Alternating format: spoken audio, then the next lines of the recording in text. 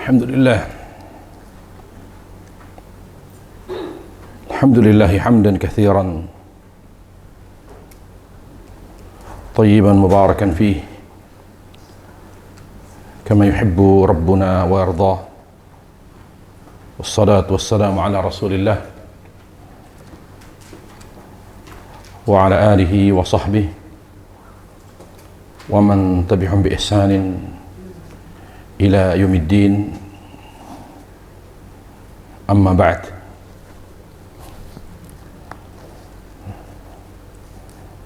Kita bersyukur kepada Allah Subhanahu wa taala dengan selalu meluruskan niat dari setiap amal kita yang kita lakukan semata-mata karena Allah dan mengharapkan ridha-Nya. Dan juga kita bersyukur kepada Allah Subhanahu wa taala dengan selalu berupaya mengurangi kebodohan kita terhadap petunjuk dan tuntunan Nabi sallallahu alaihi wasallam, sehingga kita bisa menjadi muslim yang betul-betul berkomitmen atau nuansa hidup kita bernuansa sunnah, bernuansa sunnah Rasulullah sallallahu alaihi wasallam.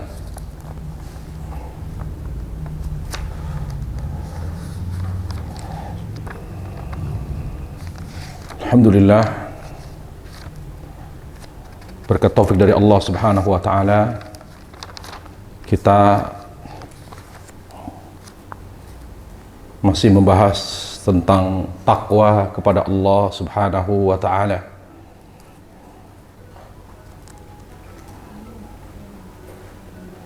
Takwa, sebagaimana yang telah kita sampaikan, kata takwa memiliki 3 makna, yaitu takut kepada Allah, yang kedua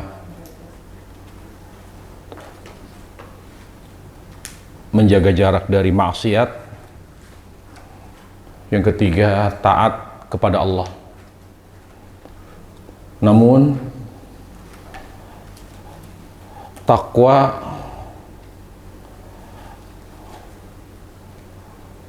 lebih identik dengan amal. Jadi orang yang bertakwa selalu Allah sifati sebagai orang yang beramal. Contoh misalnya dalam surah Al-Baqarah, bagaimana Allah Tabaraka wa Ta'ala berfirman tentang orang yang bertakwa, hudal lil muttaqin, lalu beramal dengan hatinya itu beriman, alladzina yu'minuna bil ghaib, lalu wa yuqimuna shalah, menegakkan salat, wa yu'tuna zakah, dan menunaikan zakat. Demikian pula ketika Allah berbicara tentang orang bertakwa, Allah berfirman, wasari'u ila maghfiratin min rabbikum wa jannatin 'arduha as-samawati wal ardh u'iddat lil muttaqin, bersegeralah menuju ampunan Rabbmu dan surganya yang seluas langit dan bumi yang telah disiapkan bagi orang bertakwa. Siapa orang yang bertakwa? Alladzina yunfiquna fis sarra'i wad dharra, yang selalu berinfak dalam keadaan suka maupun duka, dalam keadaan lapang maupun sempit rezekinya dia tetap berinfak.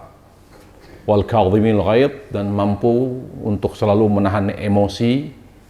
Wal kadhimil ghaidh wal 'afina 'anil nas, dan kerap memaafkan kesalahan orang lain. Jadi seringkali Al-Qur'an ketika menyebutkan takwa, lalu Allah ingatkan takwa itu beramal. Jadi orang yang bertakwa itu tidak hanya bicara,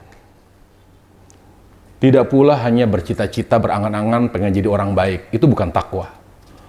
Takwa itu adalah hati yang baik yang tertuang ke dalam amal, perbuatan. Jadi takwa ini sendiri mengkritik, ya, pemahaman dan ucapan sebagian orang yang mengatakan yang penting kan hatinya baik, gitu. Jadi buat apa berpenampilan syar'i kalau hatinya tidak baik, gitu.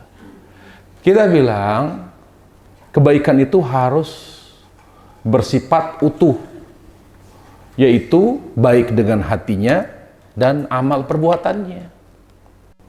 Karena kalau hanya dengan hatinya, dia bukan takwa. Tapi kalau tanpa hati juga, kalau orang berbuat baik tanpa hati, maka juga tidak disebut takwa, tidak dikategorikan sebagai takwa. Makanya amal kebaikan orang kafir itu tidak dihargai oleh Allah. Bagaimana Allah Ta'ala berfirman, wa qadimna ila ma'amilu min amalin faja'alnahu haba'an manthura. Demikianlah kami terima amal kebaikan mereka, tetapi karena mereka berbuat baik tidak dengan hati, yaitu tidak dengan iman, tidak dengan rasa cinta dan takut kepada Allah, faja'alnahu haba'an manthura, maka kami jadikan kebaikan-kebaikan mereka seperti debu yang bertebaran. Jadi tidak dihargai pahala sama sekali oleh Allah Jalla wa'ala. Makanya karena Allah itu Maha Asy-Syakur, zat yang sangat menghargai dan berterima kasih atas setiap kebaikan hambanya, bahkan orang kafir sekalipun. Makanya kalau ada orang kafir berbuat baik, apalagi kebaikannya banyak, itu Allah bayar cash di dunia. Jadi tidak ada satupun kebaikan orang kafir dibayar di akhirat, nggak ada. Kenapa? Karena yang berperan, ya, yang bermain tunggal, pemain tunggal di akhirat itu hati. Jadi bagaimana nasib kita di akhirat? Kita lihat hati kita. Makanya Allah katakan, ya, ingat, peran utama, peran tunggal akhirat itu hati. Allah katakan, yauma tublas sarair, di hari itu dibuka oleh Allah semua isi hati manusia. Disitulah ditentukan bagaimana nasibnya di akhirat. Yauma tublas sarair. Jadi kita sering baca ini tapi nggak paham. Maksudnya yauma tublas sarair, artinya di situ diuji, ditentukan nasibnya seseorang dari hatinya, dibuka, dilihat hasilnya, ini baik tidak, ya kan, jahat atau tidak hati orang ini. Kalau dia isinya kufur, kefasikan, kemunafikan, gak ada reward bagi dia. Yang ada disambut oleh Allah di neraka jahanam, dikasih kabar gembira. Tapi kalau hatinya iman, ikhlas, tauhid, walaupun dia mungkin punya kebaikan atau punya kejelekan, punya kesalahan, bisa jadi Allah ampuni.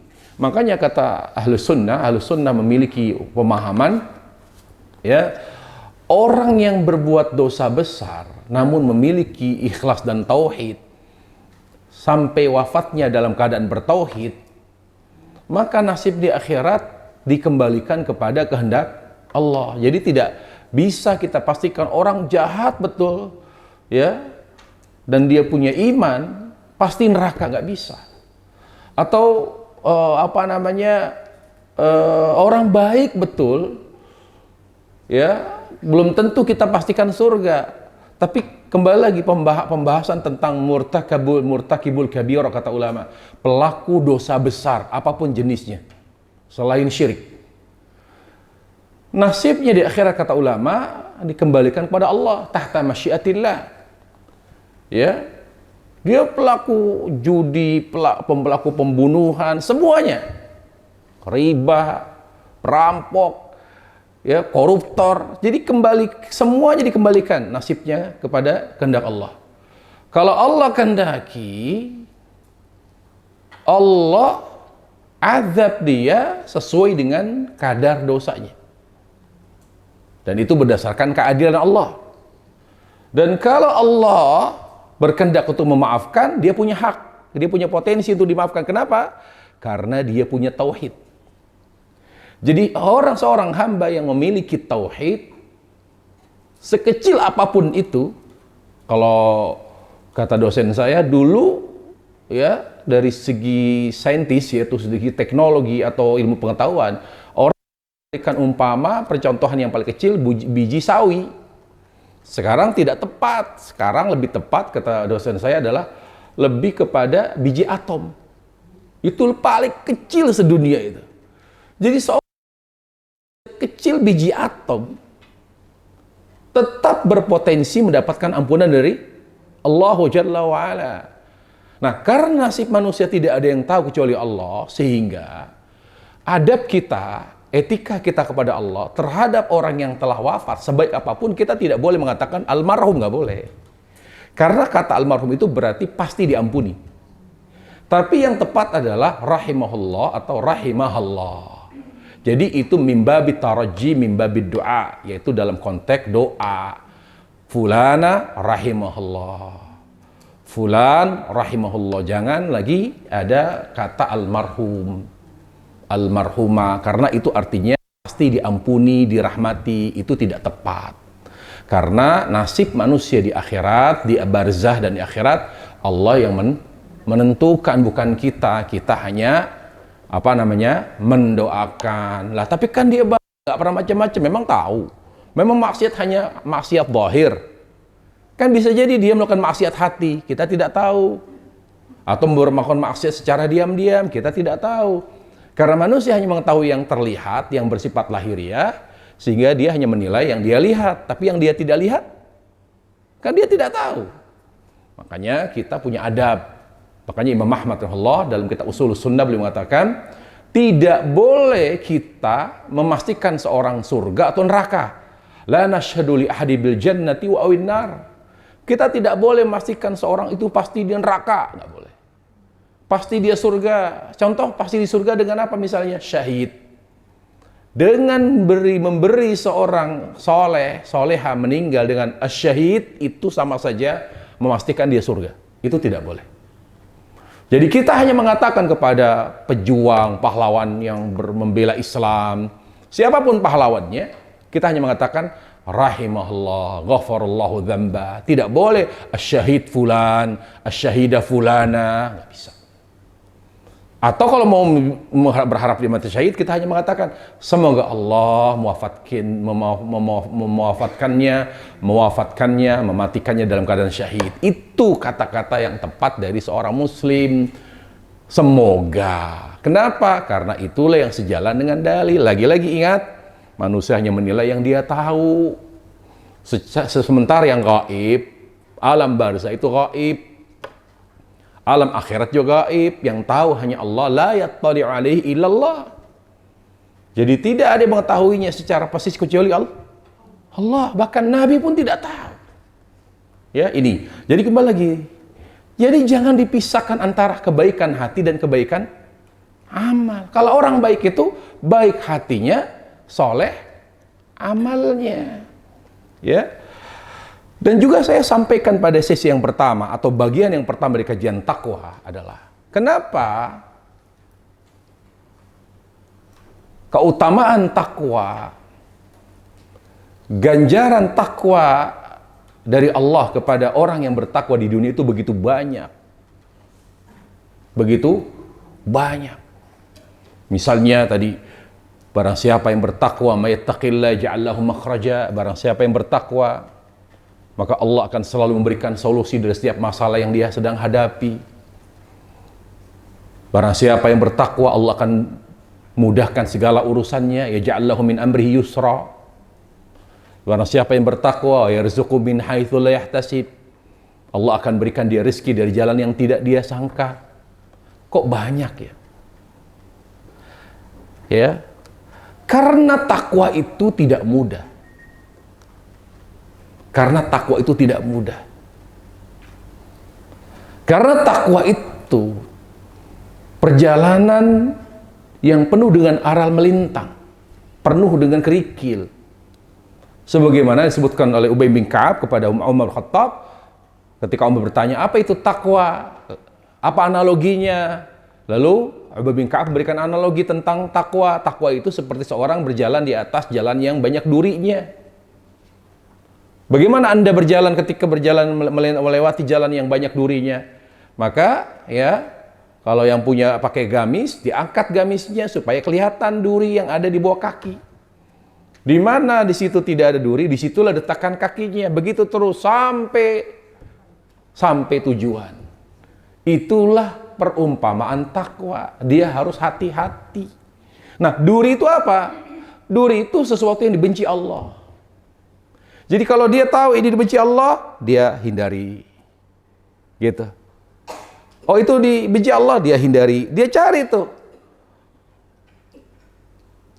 celah-celah yang dicintai Allah atau yang dibolehkan Allah. Tiap hari begitu. Sepanjang hidupnya dia begitu. Hati-hati. Makanya orang bertakwa itu harus berilmu. Tidak mungkin seorang ingin bertakwa, ingin berhati-hati, tapi tidak tahu ilmunya. Dia mau berhati-hati dari apa? Lawang dia tidak tahu mana yang dibenci Allah. Ya, jadi makanya para ulama selalu menyebutkan ilmu atau takwa itu harus dilakukan berdasarkan ilmu. Ala nurim minallah, dia harus belajar. Mempelajari hal-hal yang dibenci Allah Subhanahu wa ta'ala. Baik yang dibenci bersifat haram maupun makruh. Itu semua dibenci Allah. Tapi yang sangat dibenci oleh Allah Jalla wa'ala namanya haram. Yang agak dibenci oleh Allah Jalla wa'ala namanya makruh. Makanya para ulama, sahabat Rasulullah, karena mereka adalah hamba Allah yang sangat mencintai Allah, mereka tidak pernah membedakan antara haram dengan makruh. Dan juga mereka tidak pernah membedakan antara wajib dengan sunnah. Kenapa? Karena semua yang wajib dan sunnah adalah yang dicintai Allah. Semua yang haram dan makruh adalah yang dibenci Allah. Yang tidak ada kaitannya dengan benci dan cinta Allah namanya mubah. Makanya perkara mubah itu tidak ada pahalanya. Apa definisi mubah menurut ulama? Al-mubahu mastawat tarafah. Mubah itu kata ulama yang sama dua sisinya. Nggak dibenci, nggak dicintai Allah. Nggak ada kaitannya itu. Artinya apa? Perkara mubah itu tidak ada kaitannya dengan pahala dan dosa. Contoh apa? Makan, minum, berpakaian, ya, berolahraga, istirahat, tidur itu tidak ada pahalanya, juga tidak ada dosanya. Tapi karena Allah sudah berjanji, Allah terhadap hamba yang beriman lebih mengedepankan kasih sayangnya. Lihat, perhatikan. Kata Allah Jalla wa'ala, sabaqat rahmati ghadabi. Rahmatku lebih mendahului kemurkaanku. Karena Allah lebih mengedepankan kasih sayangnya, sehingga perkara mubah yang tidak Allah benci, juga tidak Allah cintai, bisa menjadi berpahala. Kapan? Ketika diniatkan dengan niat yang soleh. Misal, kita minum ini ada nggak pahalanya? Nggak ada dia. Tidak ada perintah minum, wa kulu washrabu, konteksnya konteks il-imtinan. Artinya Allah silakan minum, silakan makan, karena itu kebutuhanmu. Tapi bukan berarti disuruh makan, artinya kalau makan berpahala dong. Nggak ada. Wa kulu washrabu. Jadi konteksnya perintah makan dan minum, apakah perintah untuk karunia, artinya Allah mempersilahkan kita minum, makan, itu persilahkan, imtinan namanya, atau mengingatkan etika. Misalnya Allah, wa kulu washrabu wa la tusrifu, makanlah, minumlah, tapi jangan berlebihan. Berarti Allah dalam konteks memerintahkan makan minum, yaitu memperhatikan etika makan. Jangan minum tanpa napas, glok-glok, itu harus ada adabnya. Makan pun demikian. Jadi gak ada perintah makan dan minum berarti ibadah, tidak ada. Tapi ketika kita minum, ya Allah, saya minum, dengan banyak minum, mudah-mudahan saya sehat, dengan sehat saya bisa beribadah. Niat baik kita membuat minum kita berpahala. Lihat, itu janji Allah. Aku kedepankan rahmatku atas kemurkaanku. Oleh karenanya, jangan mengotori perkara mubah kita dengan hal yang haram. Contoh, olahraga tapi dipadukan dengan musik. dengan joget. Gimana? Padahal keyakinan yang Allah ajarkan kepada kita, ideologi yang harus kita yakini adalah apa? Sehat itu karena taatnya seorang hamba. Ingat, sehatnya seorang manusia muslim itu karena ketaatannya kepada Allah Tabaraka wa ta'ala. Olahraga iya, tetapi yang paling dominan adalah karena ketaatannya kepada Allah. Jadi apapun yang kita lakukan dari perkara mubah, jangan dikotori dengan kemaksiatan kepada Allah Jalla wa'ala. Ketika kita melakukan perkara mubah, niatkan olahraga, jalan kaki.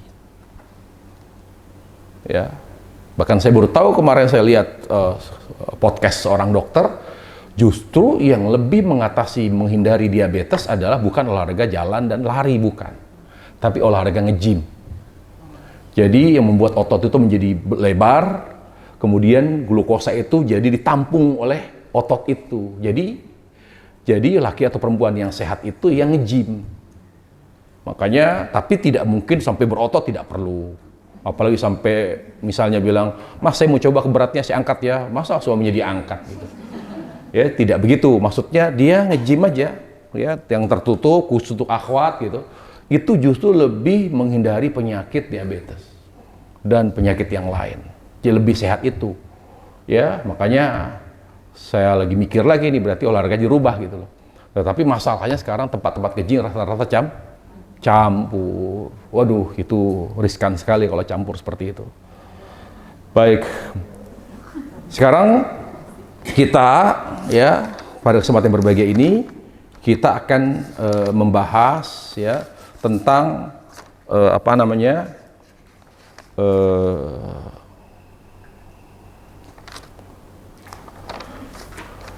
bacaan kita sampai mana? Tahapan-tahapan takwa, ya.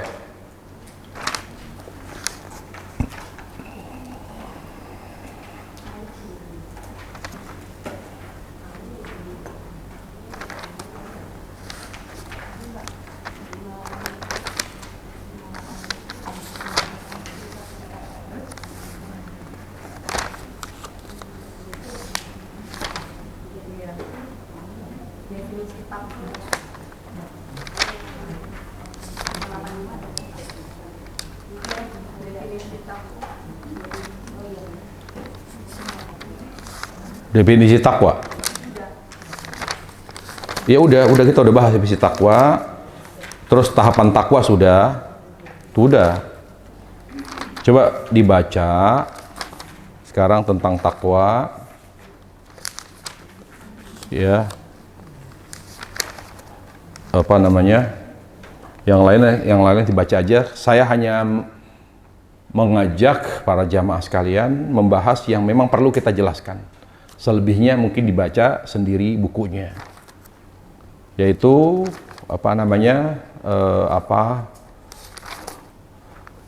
tolong dibaca. Kalau perkataan para ulama salaf tentang takwa tinggal dibaca aja, nggak usah dijelaskan, ya.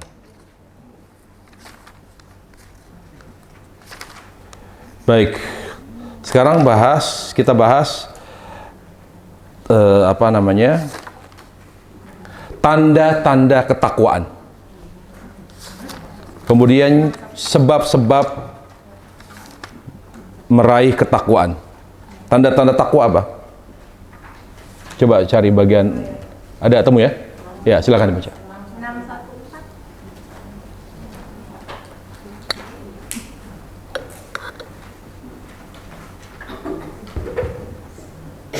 Tanda-tanda takwa. Apabila Anda terbebas dari bencana lalai terhadap Allah, tidak menganggap remeh terhadap ucapan atau perbuatan mungkar, merasa bersempit dada terhadap perkara mungkar apabila terjadi, merasa sakit apabila terjerumus ke dalamnya, dan bersegera kembali kepada Allah agar diselamatkan darinya. Maka inilah ciri-ciri khas orang yang bertakwa. Untuk itu, apabila seorang yang bertakwa terjerumus ke dalam perbuatan maksiat, maka ia akan merasakan dirinya tidak tenang sebelum kembali kepada Allah memohon maaf dan ampunan atas bencana yang menimpa dirinya.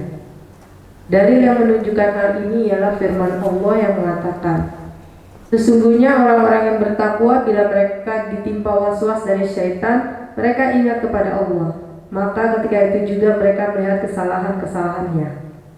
Oleh karena itu, dia tidak menemukan rasa aman dan tenang sebelum keluar dari keadaan tersebut dengan memohon ampun dan bertaubat kepada Allah. Orang yang bertakwa akan senantiasa berzikir mengingat Tuhannya, karena sesungguhnya berzikir mengingat Allah dapat mengusir setan dan godaannya, lagi dapat membersihkan setiap najis atau kekotoran syahwat dan subhat yang memasuki diri seseorang dan mencemari kebersihan kalbunya. Allah telah berfirman, sesungguhnya orang-orang yang beriman itu adalah mereka yang berada disebut nama Allah. Gemetarlah hati mereka, dan apabila dibacakan kepada mereka ayat-ayatnya, bertambahlah iman mereka karenanya, dan kepada Tuhanlah mereka bertawakal. Yaitu orang-orang yang mendirikan sholat dan yang menafkahkan sebagian dari rezeki yang kami berikan kepada mereka. Itulah orang-orang yang beriman dengan sebenar-benarnya. Mereka akan memperoleh beberapa derajat ketinggian di sisi Tuhannya dan ampunan serta rezeki nikmat yang mulia.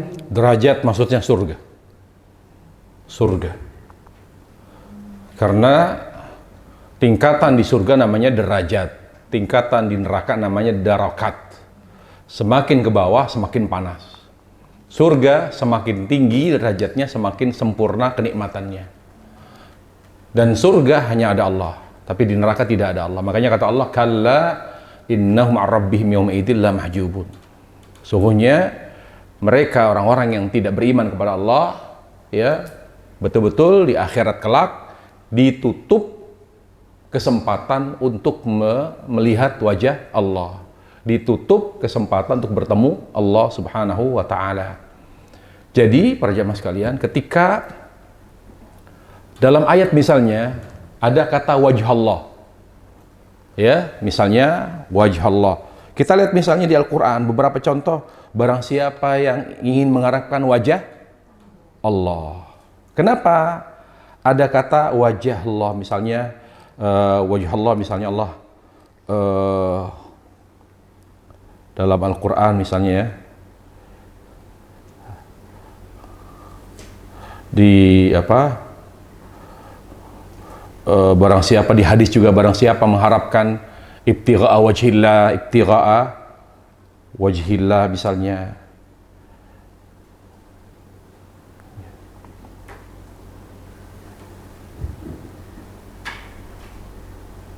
kita lihat contoh beberapa Al-Quran, ya. Lihat misalnya surah Al-Baqarah 272, surah kedua ayat 272. Jadi ada beberapa kata wajah Allah di situ. Ketika Allah sebutkan perbuatan baik lalu dilakukan karena mengharapkan wajahnya. Kita harus paham kenapa Allah mengatakan mengharapkan wajahnya. Al-Baqarah 272, Ar-Rum ayat 38, Ar-Rum ayat 39, Al-Insan ayat 9. Tolong dicatat, diingat. 4 ayat itu menyebutkan ketika orang berbuat baik dan semata-mata mengharapkan wajah Allah. Kenapa disebutkan mengharapkan wajah Allah? Kita kan bingung mengharapkan wajah Allah. Siapa yang mengerti? Apa yang dimaksud dengan, misalnya Allah berfirman, ya, wa ma tunfiquna illa ibtigha'a wajhillah. Tidaklah engkau menginfakkan hartamu kecuali semata-mata mengharapkan wajahnya. Apa maksud mengharapkan wajah Allah? Maksudnya apa?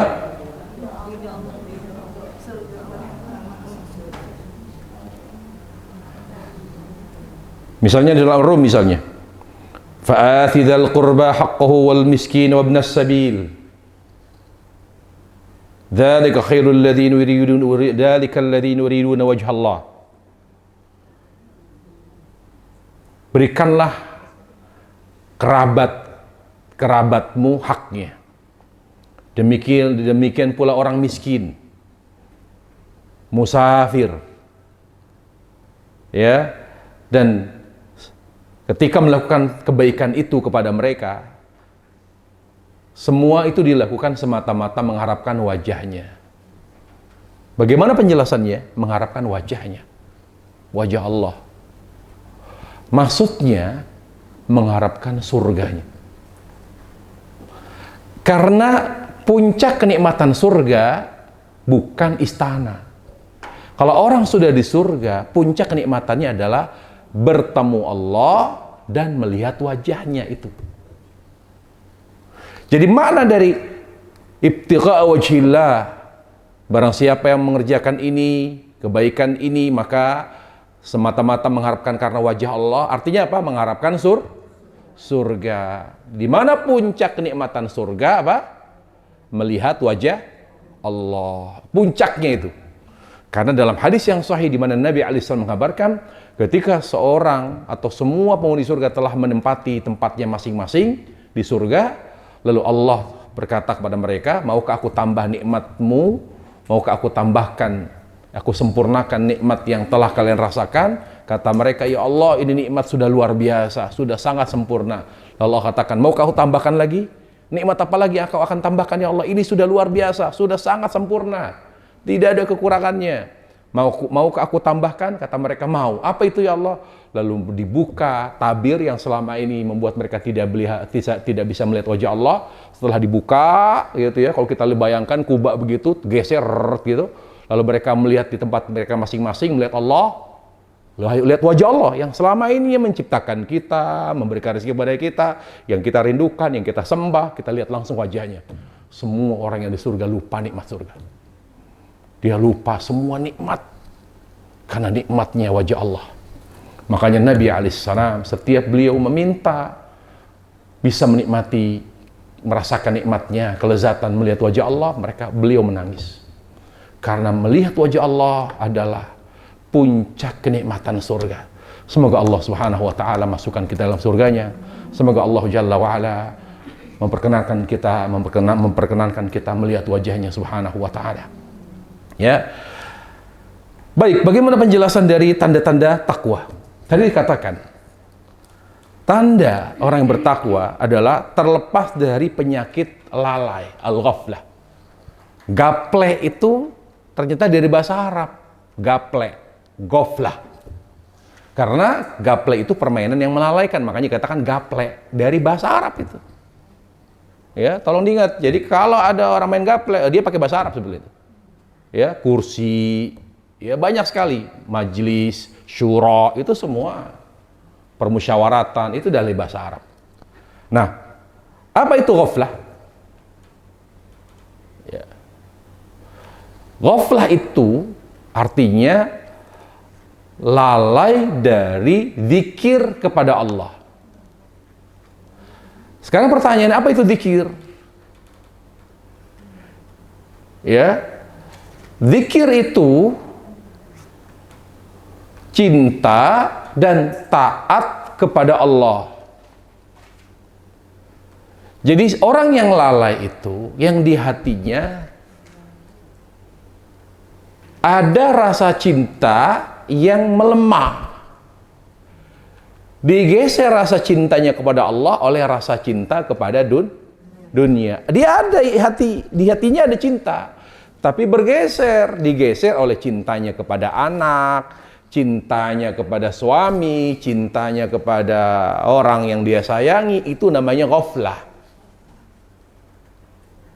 Jadi orang lalai bukan berarti dia tidak boleh punya uang banyak, tidak. Orang lalai bukan berarti dia tidak boleh punya mobil Rolls Royce misalnya. Bisa jadi dia orang yang paling berzikir. Dia punya mobil Rolls Royce, harganya sekitar 35 miliar, tapi dia paling berzikir. Tapi ada orang bawa gerobak, pemulung, dia lalai dia. Karena yang menentukan takwa itu hati. Itu dulu yang pertama. Jadi orang yang bertakwa itu selalu dimanapun dengan hatinya. Dia tidak pernah membiarkan hatinya itu absen. Selalu dimanapun hati dengan hati. Jadi ketika dia memiliki sesuatu yang mewah dan mahal pun, hatinya tidak digeser oleh yang dia miliki. Hatinya tetap pada Allah. Dengan apa misalnya? Segala hal yang Allah benci misalnya. Yang Allah benci. Pamer. Gitu ya. Atau menggunakan mobil mewahnya untuk hal-hal yang bersifat maksiat. Dia tidak mau. Tetapi di sisi lain para jemaah, Allah mengingatkan kita untuk mampu memperlihatkan nikmat yang telah Allah berikan kepada kita. Sekali-kali harus ditampilkan. Itu makna firman Allah, wa amma bi ni'mati rabbika fahaddits. Apa artinya? Ada dua makna. Makna yang pertama, misal kita punya uang. Kita bisa punya baju bagus dan mahal. Tunjukkan, pakai ke pengajian, pakai ke tempat ibadah, pakai untuk sholat Id. Jangan pakainya pakaian yang lusuh terus, padahal dia mampu. Di situ Allah memberikan teguran, wa amma bi ni'mati rabbika. Adapun nikmatmu tunjukkan, diperlihatkan. Gitu. Ketika apa? Ketika kita akan melakukan suatu hal yang baik. Suatu hal yang baik. Dan orang mungkin tidak perhatikan. Kita pakai baju paling mahal, yang kita beli mungkin puluhan juta, kita pakai buat sholat Id. Di hari yang menggembirakan, hari yang menyenangkan, pakai. Kenapa? Aduh, saya nggak boleh riya. Justru itu perintah Allah.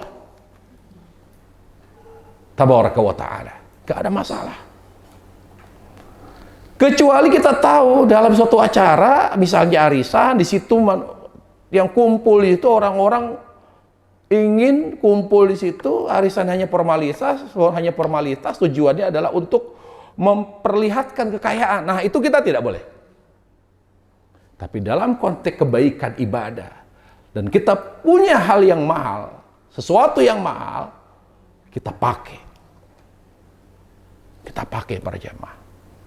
Contoh misalnya kata ulama, wa amma bi ni'matika fahaddits. Kita punya mobil mewah. Ya, kita beli mobil Alphard terbaru misalnya, harganya sekian M, atau mobil Lexus misalnya, yang lebih mahal ada Lexus. Kita beli, kita pakai buat acara silaturahim. Itu justru dapat pahala di situ. Wa amma bi ni'mati rabbika fahaddits. Makanya di sini Islam tidak melarang orang kaya, tidak melarang orang menjadi kaya, tapi tidak boleh menjadikan kaya sebagai tujuan. Karena dia melalaikan. Kekayaan, materi itu melalaikan. Tapi ketika Allah memudahkan dia, memudahkan rezekinya, ketika Allah memudahkan baginya rezeki, dan dia bisa mendapatkannya dengan cara yang halal, manfaatkan, tunjukkan rezeki yang halal itu, yang lebih ketika kita melakukan suatu kebaikan, pakai. Dia punya mobil Lexus terbaru, tapi nggak boleh dipakai. Kenapa? Takut ria katanya. Dilihat orang, malu saya. Yang kedua, makna bi ni'mati rabbika fahaddits. Setiap mendapatkan nikmat, ucapkan alhamdulillah, alhamdulillah, alhamdulillah. Bahkan pemahaman Imam Ahmad rahimahullah, beliau mengatakan, ketika Nabi alaihissalam bersabda, Inna Allah la yarda 'anil 'abdi idza akal aklata yahmadu 'alaiha wa idza syariba syurbatan yahmadu 'alaiha.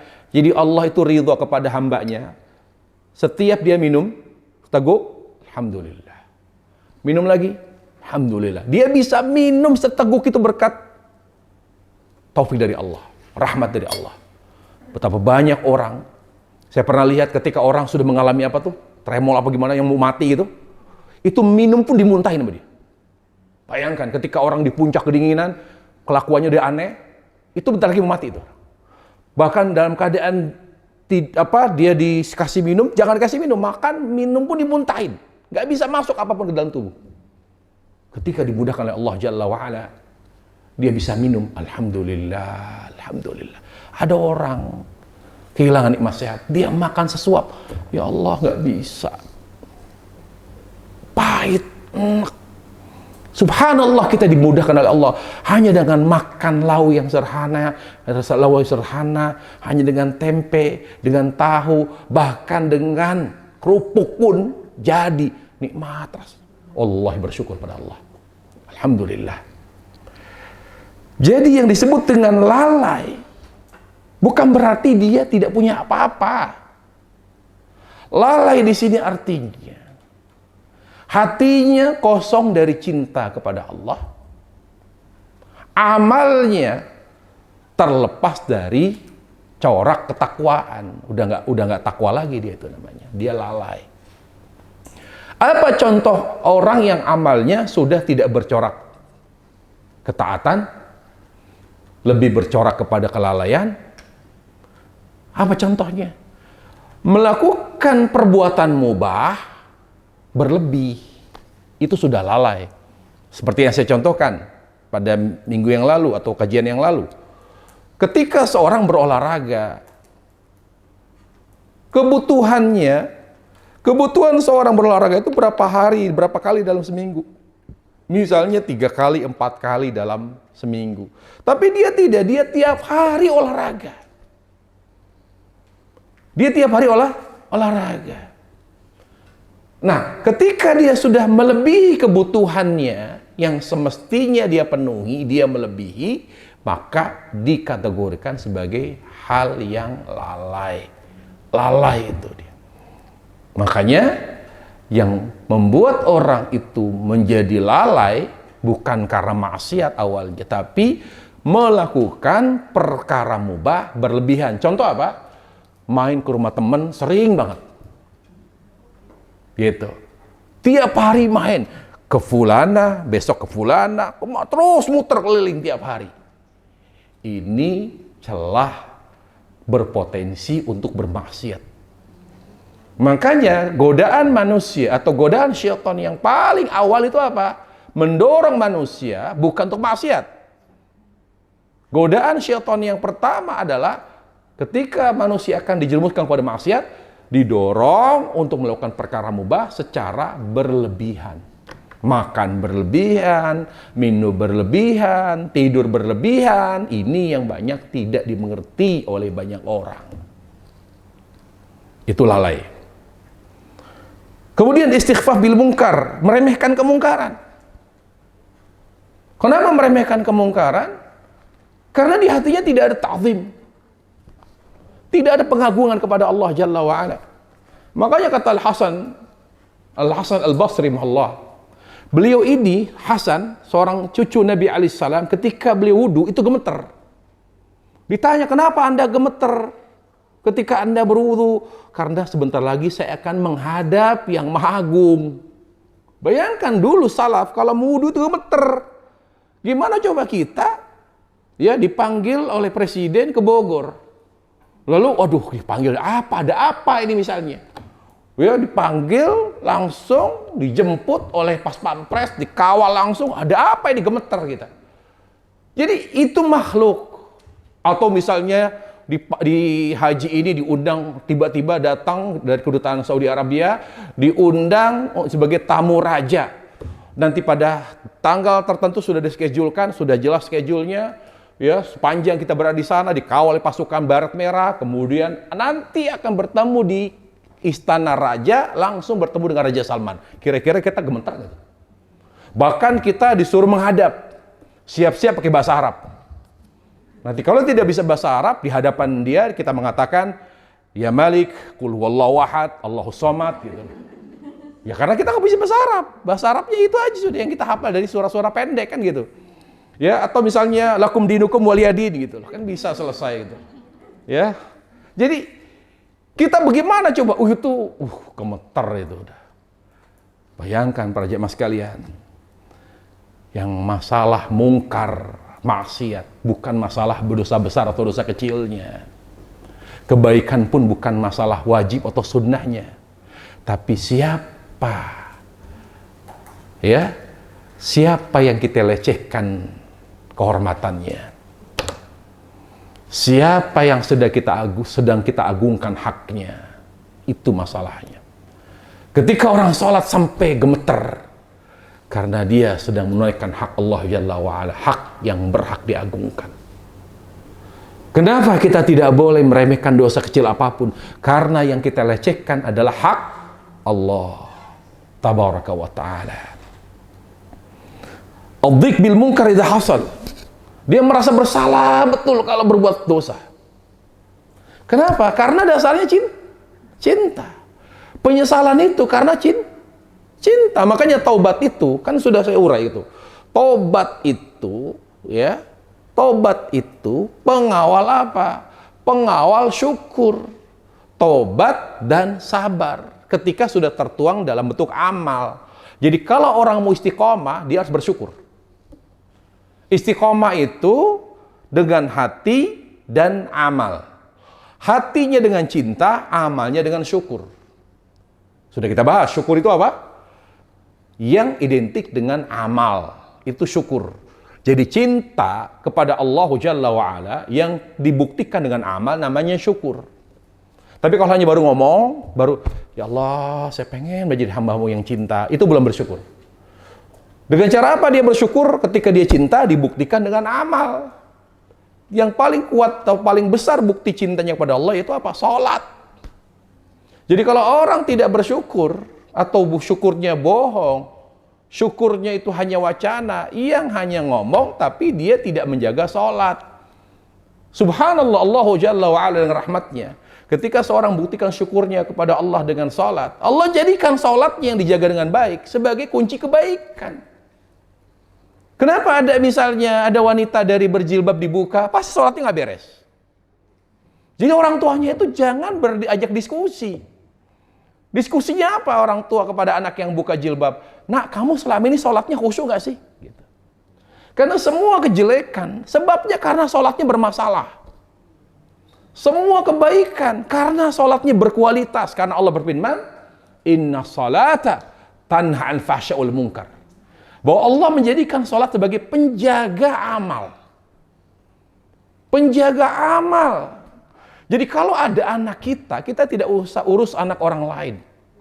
Kita tidak perlu mempedulikan anak orang lain. Anak kita kalau bermasalah, apapun itu, periksa sholatnya. Hati yang terjaga dengan baik adalah hati yang cinta kepada Allah. Lisan yang terjaga dengan baik adalah lisan yang selalu bahasa dengan Al-Quran.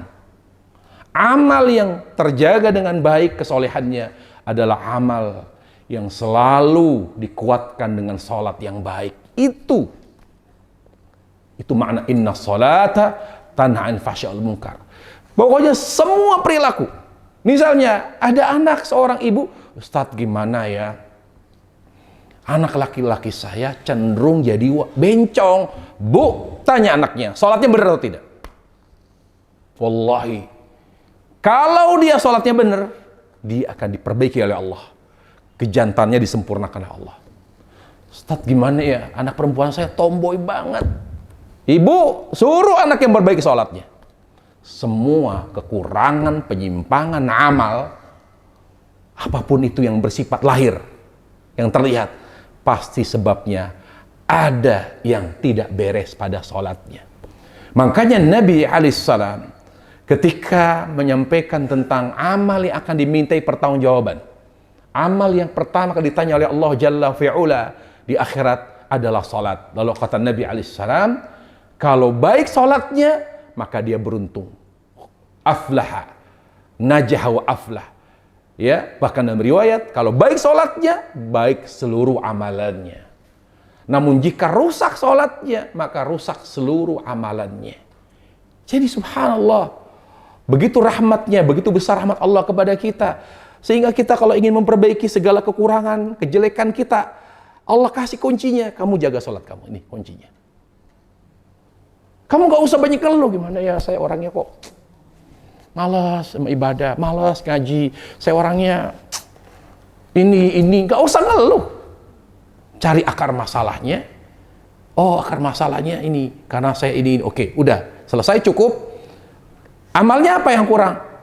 Yang kurang hati, saya suka suudzon. Ya udah, berarti belajar ilmu agama, ngaji yang banyak, ikhlas karena Allah, ya, minta kepada Allah mudah-mudahan ilmu ini yang saya dalami, yang saya tuntut, membuat saya semakin cinta kepadamu ya Allah. Kalau sudah cinta, semua suudzon, sombong, bangga diri itu lama-lama akan hilang, nggak ada. Kenapa dia sombong? Kenapa seorang itu dengki? Kenapa seorang itu iri? Kenapa seorang itu selalu berburuk sangka kepada orang lain? Kenapa seorang selalu melihat aib orang? Karena masalahnya di hatinya cinta kepada dunianya sangat kuat. Jadi penyakit hati itu karena awalnya apa? Hubud dunya, terlalu mengidam-idamkan, terlalu berambisi. Bagi dia itu dunia itu obsesi, segalanya dunia. Itulah awal. Itulah sebab utama muncul penyakit hati. Coba di surga, nuansanya cinta Allah. Saya buktikan bahwa orang kalau hatinya cinta kepada Allah, nggak ada penyakit hati. Apa kata Allah tentang penghuni surga? Orang di surga itu hatinya hanya cinta kepada Allah. Lalu Allah katakan apa? Sebelum dia masuk, aku bersihkan. Lalu hatinya hanya cinta Allah. Apa kata? Wa naza'na ma fi sudurihim min ghil. Aku bersihkan hatinya dari seluruh penyakit hati. Jadi nggak ada penyakit hati, bersih. Kenapa? Di hatinya hanya ada cinta kepada Allah. Jadi kita ini punya banyak penyakit hati karena masalah hatinya. Jadi ingin memiliki hati yang baik, nggak ada lagi jawabannya. Cintai Allah dengan tulus, dengan belajar agama yang benar. Makanya syaitan itu tidak terima kita bersyukur, memiliki hati yang cinta, beramal yang sesuai dengan tuntunan Nabi. Karena kalau orang sudah bersyukur, pasti ujungnya surga. Sehingga iblis di hadapan Allah ketika diusir dari surga, dia mengatakan apa? Wala tajidu aktsarhum syakirin. Saya akan bikin anak cucu Adam hatinya tidak mencintaimu ya Allah. Dan saya akan membuat amal perbuatan mereka tidak sesuai dengan contoh nabimu ya Allah. Gitu. Dengan cara apa? Ditebar dua penyakit. Ya tadi, syahwat dan syubhat. Apa itu syahwat? Syahwat yang merusak kekuatan cinta kepada Allah. Itu namanya syubhat. Bukan syahwat, syubhat. Syubhat itu yang merusak kekuatan cinta seorang hamba kepada Allah atau merusak fitrah. Itu syubhat. Misal, syubhat itu apa? Ketika manusia meyakini Yesus Tuhan, itu kan di hati, meyakini, itu syubhat. Bukan lagi meyakini Allah adalah Tuhan yang berhak diibadahi, tapi Yesus. Kalau sudah merusak hati, merusak kekuatan cinta dan fitrah seorang hamba yang membuatnya hanya menghambakan diri kepada Allah, namanya syubhat. Tapi kalau sudah tertuang, dia mengatakan, ya Yesus, haleluya, Yesus, itu namanya syahwat. Kalau sudah tertuang ke dalam amal, namanya syahwat. Contoh, Syiah meyakini 12 imam itu maksum, lebih mulia daripada Jibril. Makanya mereka menyebut Ali imam. Karena dia salah seorang imam yang dikultuskan, disucikan oleh Syiah Itsna Asyariyah. Ali, Imam Hasan, Imam Hussein, Imam Ja'far As-Sadiq, itu namanya. Dan rata-rata Syiah di Indonesia ini Syiah Itsna Asyariyah. Syiah yang mengkultuskan, mengagungkan 12 imam. 12 imam. Ciri-ciri Syiah gimana? Setiap menyebut Ali, Imam Ali. Paham? Bukan tanpa motif. Mereka mengatakan Imam Ali karena mereka meyakini Ali lebih mulia daripada Jibril. Bahkan lebih mulia daripada Rasulullah SAW. Mereka nggak ngaku aja itu. Apakah Rasulullah imam pertama? Terlepas. Tapi ketika mereka mengkultuskan orang jadi imam, mereka meyakini imam itu tahu apa yang tercatat di Lauhul Mahfuz. Gitu, ya. Nah, ketika dia meyakini imam 12, namanya apa? Kalau sudah masuk ke dalam hati, dalam wilayah hati namanya syubhat. Baik, syubhat ya. Ini. Kemudian misalnya ajaran Itsna Asyariyah misalnya contoh Karbala, yaitu hari berkabung mengungkapkan rasa sedih, rasa duka dengan kematian Husain. Namanya hari Karbala. Hari Karbala. Di saat itu orang-orang Syiah itu melukai diri mereka. Nah, ketika mereka meyakini Husain itu imam, namanya syubhat. Lalu ketika mereka menuangkan dalam sebuah amal, pada hari Karbala mereka meluka-lukai, dipukul-pukul badannya dengan besi, ya, dilukai dengan pisau kepalanya, dengan sampai luka. Lihat di YouTube. Itu namanya syahwat. Itu namanya syahwat. Walaupun sebagian ulama mengatakan amal yang bertolak dari syubhat namanya syubhat, tapi saya melihat, ya, itu juga disebut dengan syahwat karena tertuang dalam berupa amal. Terus sebagian ulama mengatakan syahwat itu, ya, yang memalingkan seorang dari ketaatan kepada Allah Jalla wa'ala, itu syahwat. Pokoknya yang menghalangi kita dari amal kebaikan namanya syahwat. Makanya anak disebut syahwat, wanita disebut syahwat, harta disebut syahwat. Karena tiga item ini adalah mayoritas memalingkan seorang dari amal. Anak, harta, wanita. Disebut oleh Allah Jalla wa'ala, zuyyina linnasi hubbus syahwati minan nisa wal banin wal qanatir. Ditanamkan dalam diri manusia syahwat, kecintaan kepada tiga, kepada zuyyina linnasi minas syahwat, zuyyina linnasi minas syahwat minan nisa. Pertama wanita, yang kedua apa? Yang kedua anak, yang ketiga adalah harta. Ya, makanya kata Ibnu Qayyim, begini jelasnya kata beliau. Yang merusak pemahaman terhadap Allah namanya syubhat.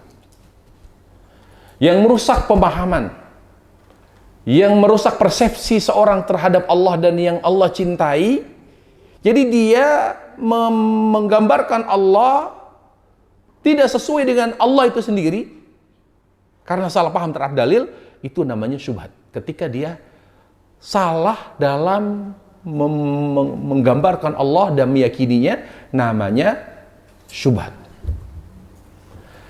Yang melemahkan semangat membuktikan cintanya kepada Allah berupa amal, yang melemahkan, menjadi lemah nih, namanya syahwat. Jadi kalau masih dalam hati namanya syubhat. Kalau sudah melemahkan semangat beramal, saya harus buktikan cinta saya kepada Allah dengan amal, dia lemah, nggak semangat, berarti dia dilemahkan oleh syahwat. Itu apa yang melemahkan amal? Wanita, harta, anak. Yang melemahkan semangat beramal laki-laki apa? Wanita. Yang melemahkan semangat wanita untuk beramal apa? Anak. Yang melemahkan semangat kedua-duanya apa? Harta, gara-gara uang. Itulah yang melemahkan mereka dalam berbuat baik, harta. Ya, itu. Kemudian ada kata waswas. Apa itu waswas? Alladzi waswisu fi sudurin nas.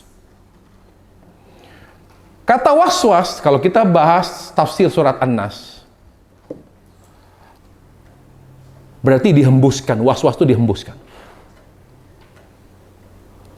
Dari kata waswas menunjukkan bahwa syaitan tidak mengetahui isi hati orang. Dia tidak tahu dia. Ini menunjukkan bahwa hati itu betul-betul wilayah khusus Allah. Yang tahu isi hati manusia hanya Allah Jalla fi'ula. Syaitan itu baru bisa membaca ketika ada indikasi. Misalnya orang berniat, sudah berniat kuat, namanya tekad. Nah, syaitan udah baca indikasinya, baru dihembuskan. Jangan haji, ngapain? Nanti kalau jadi haji repot, nggak boleh macem-macem. Oh iya ya, jadi haji berat ya. Aduh nggak jadi haji deh. Habis kalau jadi haji nggak boleh buka jilbab. Kalau belum haji kan boleh. Kalau ada haji nggak boleh nongkrong di pos kamling. Masa udah haji nongkrong di situ. Jadi aduh berat banget jadi haji. Itu namanya was-was. Dihembuskan. Bikin kita ragu beramal. Bikin kita ragu yakin kepada Allah Jalla fi'ula. Nah itu. Nah di sini ayat-ayat yang disebutkan innal ladzina taqau idza massahum ta'ibun syaitan tadzakkaru. Jadi ketika dihembuskan oleh syaitan, jangan begini dihembuskan yang membuat kita tidak yakin, yang membuat kita tidak semangat beramal, langsung astagfirullah enggak. Contoh. Orang itu paling banyak pikiran di mana? Di dalam salat. Pikiran paling banyak pada diri kita itu ketika salat. Karena salat itu menjadi kunci kebaikan amal. Setan paham betul kalau rusak sholatnya, maka rusak seluruh amalnya. Makanya kita itu paling banyak pikiran kalau sudah di dalam sholat. Makanya saya bingung ibu-ibu, kenapa sih banyak pikiran? Di sholat itu banyak pikiran, di luar masih mikirin juga. Apa yang pikirin? Semua pikiran udah habis di dalam sholat gitu. Sudah habis semua. Yang nggak perlu dipikirin, dipikirkan di situ. Mikirin ini, mikirin itu, mikirin ini Allah. Bahkan yang kita lupa pun lalu kita ingat di dalam sholat. Kenapa? Semua pikiran itu bertumpu di dalam sholat supaya kita tidak fokus dan khusyuk dalam sholat. Sampai kata Nabi alaihissalam, ketika di dalam sholat kita dibuat ya sampai pergi ke dunia lain, pergi ke sana, sampai kita tidak tahu berapa rakaat yang telah kita kerjakan. Sampai seperti itu. Dan ketika kita di dalam sholat, bahkan bisa jadi di dalam atau di luar sholat, lalu syaitan bertanya kepada kita, siapa yang menciptakanmu? Yang menciptakan saya, Allah. Siapa yang menciptakan langit dan bumi? Yang menciptakan langit dan bumi, Allah. Lalu syaitan bertanya, terakhir nih, pertanyaan pamungkas, lalu siapa yang menciptakan Allah? Nah, di situ bingung kita. Kalau ada pertanyaan, manil ladzi khalaqallah? Siapa yang menciptakan Allah? Apa kata Nabi? Segera kita bertawud kepada Allah, karena itu jebakan syaitan. A'udzubillahi minasyaitonirrajim, sambil meniup ke sisi kiri. Jangan dijawab. A'udzubillahi minasyaitonirrajim. Ya. Jadi kita ketika ada hal-hal yang tidak baik melintas dalam hati dan pikiran, merusak khusyuk, bertawud segera kepada Allah. Sama juga ketika kita memikirkan pikiran-pikiran liar yang tidak sejalan dengan sholat, segera bertawud kepada Allah. A'udzubillahiminasyaitonirrajim. Gitu. Sekarang orang lagi sholat. Orang lagi sholat misalnya memikirkan tentang sekolah anak. Ini anak udah lulus SMA, ini mau kemana ini? Aduh, terima nggak ya? Ya, dia anak pengen kedokteran. Aduh, kedokteran mana? UI, paling saingannya ketat banget. Karena dia tertinggi dia, rankingnya dia. Udah deh, UGM aja. Atau di UNER, atau di Undip, di mana aja, ya Allah. Anak saya pengen jadi dokter. Mana? Di kotak di UI, UGM, Undip, UNER. Kok bukannya mikirin, gitu ya, Allah, tapi mikirin nama-nama universitas negeri gitu loh. Kenapa ke sana? Ketika itu muncul, a'udzubillahiminasyaitonirrajim, serahkan ke Allah. Nanti Allah yang kasih yang terbaik. Belum tentu dia sekarang di UI, dia menjadi lebih baik nasibnya, belum tentu. Bisa jadi dia nggak sekolah, bahkan akhirnya dia jadi konglomerat. Kata dokter, aduh, gue mah mati-matian dulu kuliah kedokteran. Malah lo yang lebih kaya. Lulus SMA doang jadi pengusaha. Nasib gak ada yang tahu para jamaah. Saya itu pernah ngobrol sama CT Khairul Tanjung di Mekah, saya ngobrol. Bilang, ada salam Pak dari waalaikumsalam Ustaz, di mana? Dari Buati Pane. Oh, itu teman saya itu. Karena Pak Ihsan Tanjung itu, Pak Khairul Tanjung itu dulu waktu kuliahnya miskin dia itu. Makanya penjual singkong. anak penjual singkong. Dia sering telat bayar semester. Kalau mau bayar semester, diumumin tuh namanya di Salemba itu. Di Fakultas Kedokteran. Fulan nggak bayar semester, telat. Apa yang dilakukan? Jual celana, jual sepatu, akhirnya kumpul, bayar semester. Sekarang, saya bilang, ilmunya nggak dipakai, Pak. Ilmu kedokteran, oh masih Pak Ustadz, masih dipakai buat diri saya dan keluarga. Tapi sekarang jadi apa dia? Pengusaha. Jadi orang itu kalau, aduh kok jadi dokter gimana ya, aduh pengen dokter, pokoknya kalau nggak dokter nggak bisa. Para jamaah, minta kepada Allah yang terbaik. Karena orang kaya sekarang kalau pengusaha, dokter, kalau nggak kerja sama pengusaha perusahaan obat, nggak kaya dia. Nggak kaya dia. Kalau murni kemanusiaan, sampai detik ini saya bertanya, dokter itu benar nggak sih mengedepankan kemanusiaan? Atau mau balik modal? Karena kuliah, saya pernah ngisi di Fakultas Kedokteran UI, di kedokteran gigi. Saya bilang sama dekan fakultas, kenapa sih mahal? Gini Pak Ustadz, kenapa mahal? Karena semuanya impor. Ini curhat loh, seorang profesor doktor di Fakultas Kedokteran UI. Semuanya mahal. Kita tidak dukung pemerintah, makanya biaya kuliah, segala macam tuh mahal. Lah, sekarang biaya kuliah Fakultas Kedokteran gigi berapa coba? Masa? Udahlah, berapa? Gratis. Lillahi ta'ala, manusiaan. Bapak ibunya marah itu. Berapa ratus juta sudah habis, kenapa kamu malah jadi pengen dokter kemanusiaan, menolong orang? Sulit para jamaah. Jadi kesimpulannya, mintalah yang terbaik kepada Allah. Karena kita tidak tahu nasib kita. Ya Allah, apapun profesi saya, selama itu baik, bermanfaat bagi orang, mudahkan ya Allah. Gak ada masalah dokter jadi pengusaha juga, gak ada masalah. Saya pernah ketemu di BSD, pengusaha ternak ayam. Lulusan mana? IPB, dia dokter hewan gak kepake ilmunya. Tapi dipikir, apa yang bikin saya kaya nih? Dia gak praktek dokter hewan. Kalau dokter hewan doang, nungguin kucing, piaraan lama gak datang-datang. Kalau anjing, bermasalah, saya muslim. Masa ngobatin anjing? Kalau dijilat gimana? Riskan. Saya lihat banyak sekali praktek-praktek dokter hewan, sepi itu. Tapi apa dia pengen kaya? Dia jadi pengusaha dia. Suami istri IPB tapi pengusaha. Pengusaha. Dia taruh di beberapa daerah-daerah, dia taruh di Bogor, taruh di Bandung. Dia punya kandang ayam dengan teknologi tinggi. Jadi pengusaha gitu. Jadi apapun keinginan, kecenderungan anak kita mau kuliah apa, silakan. Gitu ya. Bahkan saya pernah ngobrol dengan Pak Nur ya, suami istrinya Sandiaga Uno. Saya bilang, Pok, kenapa sih itu abang itu, dia bilang, selalu pengen, kenapa sih kita itu nggak pengen jadi pengusaha gitu? Pikirnya dokter, pengennya ini karyawan, PNS. Kenapa mindset kita nggak dibuat jadi pengusaha? Kenapa gitu? Itulah kalau kita punya mindset pengusaha, insya Allah. Jadi balik lagi, ya ini saya sengaja sekedar cerita, berbagi. Ternyata apa? Allah itu ingin mengajarkan kepada kita, apapun yang kita ciptakan, belum tentu itu yang terbaik gitu loh. Pada akhirnya bertawakallah kepada Allah. Jadi janganlah balik lagi tadi ibu-ibu yang punya anak pengen jadi dokter. Di otak kita, anak kita belum milih UGM kita. UGM, UNER, ini. Jangan. Ya Allah, ibu angkat.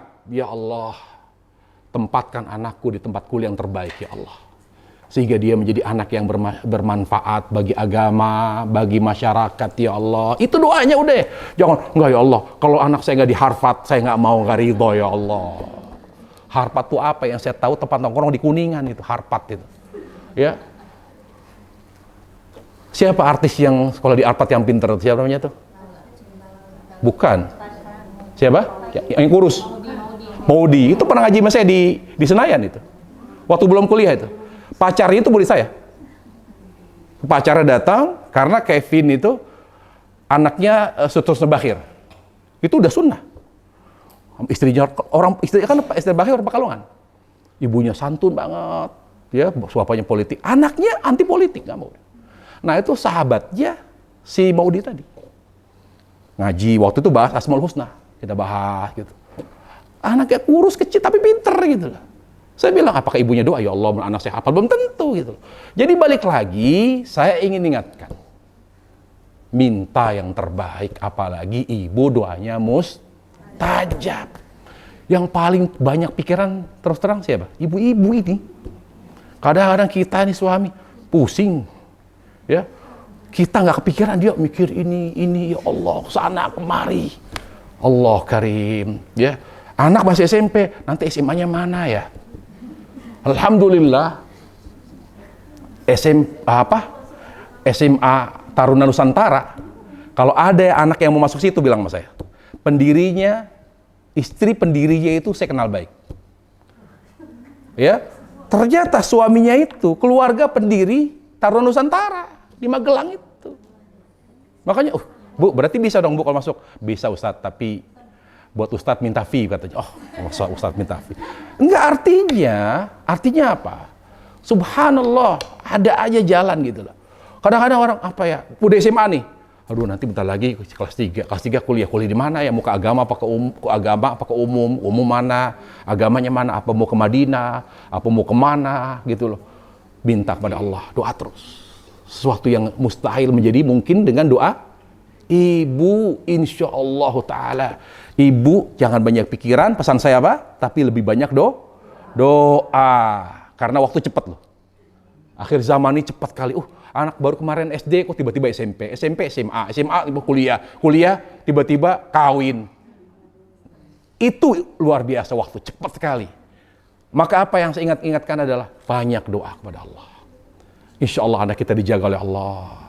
Rumah tangganya baik, kalaupun sekolahnya bermanfaat dengan ilmunya, doa terus, jangan lepas. Ingat, jangan banyak pikiran, doa yang banyak supaya tetap sehat ibu-ibu dan tetap awet muda dalam ketaatan, ya. Karena saya lihat banyak sekali luar biasa memang perhatian ibu-ibu kepada anak tuh luar biasa. Bahkan kadang-kadang saya kasihan gitu. Pak Arnas itu kan bagi saya deket banget tuh. Saya panggil dia Bunda, Bun. Gimana? Ustaz doain anak saya pengen ke Madinah, Masya Allah. Nggak salah, Bun. Iya, anak saya pengen ke Madinah, Ustaz. Doain, Ustaz nggak punya link. Punya sih. Saya bilang, bayar berapa, Bun? Sampai, kenapa? Nggak pengen jadi artis, Bun, anaknya. Saya tanya anaknya, mau nggak? Na'udzubillah, Ustaz. Haram jadi artis. Waduh. Ibu, Bun, dikritik tuh, Bun, sama anak. Wah, anaknya Masya Allah. Anaknya Pak Arnas itu luar biasa. Soleh. Sekarang ngajar, nggak mau kuliah yang UIN, nggak mau dia. Takut rusak pemahamannya. Apa? Ngajar ngaji, ngajar bahasa Arab. Di Ciputat rumahnya. Itu kalau ketemu saya, doain Ustaz, anak saya soleh, doain. Bilang, Bun, kalau ini anak ini soleh, Bun, tahu nggak berkat taubatnya Bunda. Coba Bunda nggak taubat, itu efek dosanya ke sini loh, Bun. Iya Ustaz, alhamdulillah, ya Allah. Kalau dia ingat masalah lalu dia, itu dia nangis dia, ya Allah, habis masa muda saya untuk maksiat, ya Allah. Kan dia terkenal, tahu kan ibu-ibu ya? Ya nggak usah saya ceritain lah. Oh berarti ibu umur lahir 2000 tahun, tahun 2000. Kalau tahun 90-an, 80-an tahu banget itu. Saya aja tahu kok gitu loh. Cuma sampai luar biasa. Jadi subhanallah, dengan saya banyak ketemu public figure, dia cerita begini, ya Allah, alhamdulillah. Iya pokoknya gini kesimpulannya, ibu ini gak usah khawatir, gak usah banyak pikiran, banyakin doa udah. Karena kalau mau, siapa ibu yang banyak pikiran, saya kasih contoh aja deh, nanti dia akan malu sendiri. Cita-cita yang tinggi, jangan minder, kita bukan anak siapa, gak ada masalah kok. Saya bukan anak konglomerat. Justru banyak anak orang kaya itu bermasalah gitu loh. Bisa nggak ya anak saya jadi ini, padahal saya bukan siapa-siapa. Kenapa harus minder? Bismillah. Allah angkat derajat orang yang bertakwa. Allah angkat derajat orang yang dekat sama Allah. Dunia itu nggak ada yang mustahil. Allah kasih siapa yang cepat dia yang dapat dunia. Kalau akhirat hanya diberi oleh Allah orang yang beriman dan bertakwa kepada Allah Jalla wa'ala. Itu aja prinsipnya. Ya, jamaah sekalian, Allah Subhanahu Wa Taala. Terakhir saya minta tolong baca bagaimana cara meraih takwa. Turuqut tahsilit takwa. Di bagian akhir dibaca aja, saya tidak jelaskan bagaimana cara meraih ketakwaan. Setelah tadi, poin tadi.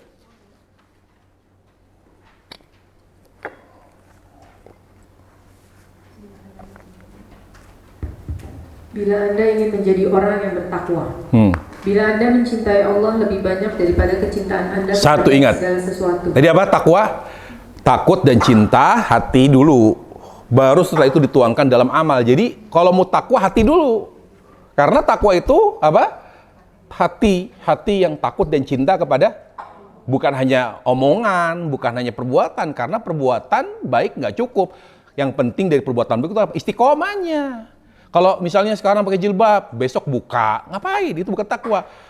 Hijab terus, sholat terus, ngaji terus, itu ya Allah yang cintai, ya Allah cintai. Continue, berkesinambungan, kebaikan yang sedikit tapi berkesinambungan, itu namanya takwa. Jadi untuk bertakwa, hati dulu. Hati yang lebih mencintai Allah dari segala apapun. Terus yang kedua, bila Anda merasakan bahwa diri Anda selalu diawasi oleh Allah. Selalu diawasi oleh Allah, yaitu takut kepada Allah. Kemudian, Anda meyakini bahwa kedurhakaan itu kesudahannya amat buruk. iya, jadi apapun maksiat, selezat apapun, pasti dampaknya buruk. Pasti dampak maksiat itu ujungnya nggak enak. Awalnya nikmat, tapi kenikmatan yang lebih didominasi oleh mudarat. Kenapa Allah haramkan maksiat? Tapi ada kenikmatannya. Riba ada nikmatnya. Judi online ada nikmatnya. Zina ada nikmatnya. Nikmat sekali. Nggak terikat dengan pernikahan, bebas. Hari ini dengan fulana, besok dengan fulan. Fulan ganti kota pasangan. Tapi ingat, karena mudaratnya lebih besar, makanya Allah haramkan. Jadi orang mikir dampaknya apa. Para jamaah, tahu nggak dampak zina? Kalau akhirnya si wanita hamil, kasihan anak itu. Yang nggak tahu dosa apapun. Dia nasabnya tidak boleh ke bapak biologisnya. Ke siapa? Ke ibunya. Malu nggak tuh? Kalau dia sudah besar nih, nikah nih, dia anaknya perempuan, tidak boleh diwalikan oleh bapak biologisnya, nggak boleh. Dan lebih menyedihkan lagi, kalau bapaknya kaya raya, si anak perempuan hasil zina, dia tidak mendapatkan waris. Lihat, panjang dampaknya. Akibat kenikmatan sesaat yang dilakukan oleh bapak ibunya yang berzina, bapak ibunya yang tidak sabar. Sebelum halal sudah berhubungan intim. Makanya orang mikir dampaknya. Orang yang jauh dari maksiat, dia selalu mikir dampaknya, mikir gitu ya. Kemudian berikutnya, Anda mengetahui bagaimana melawan hawa nafsu Anda dan cara mengalahkannya. ya, karena hawa nafsu itu apa definisi hawa nafsu? Hawa nafsu itu segala hal yang bertentangan dengan petunjuk Nabi. Apa itu hawa nafsu? Segala hal, ya. Jadi hawa nafsu itu segala hal yang bertentangan dengan petunjuk Nabi Sallallahu Alaihi Wasallam. Apapun itu, dia bertolak belakang dengan petunjuk Nabi, namanya hawa nafsu. Namanya apa? Hawa nafsu. Kemudian berikutnya yang terakhir, Anda mewaspadai tipu muslihat setan dan godaannya. ya, kita harus paham perangkap-perangkapnya, syaitan, tipu dayanya. Apa tuh perangkap-perangkapnya? Kayak tadi, contoh perangkapnya apa? Melakukan perkara mubah secara, itu perangkap. Wah, ini saya masuk dalam perangkap syaitan. Astagfirullah, mundur. Dikurangi. Kebanyakan makan dikurangi. Kebanyakan olahraga, nongkrongnya, ngobrolnya dikurangi. Ini saya masuk dalam perangkap syaitan ini. Jadi itulah pentingnya menjaga ketakwaan. Paham perangkap-perangkap syaitan. Kalau dia tidak ngerti, ya secara tidak sadar dia telah masuk perangkap syaitan. Ujungnya kita akhirnya dijerumuskan oleh syaitan ke dalam kemaksiatan. Saya kira begitu. Demikian kajian kita tentang takwa. Ingat, dicatat, poin terakhir adalah cara untuk meraih ketakwaan kepada Allah Subhanahu wa Ta'ala. Baik para jamaah sekalian, Allah Subhanahu wa Ta'ala, kita akhiri majelis kita pada hari ini. Semoga bermanfaat kajian kita pada hari ini. Wallahu ta'ala alam, wa sallallahu wasallam wa barak ala nabi Muhammad wa ala alihi wa sahbihi wasallam.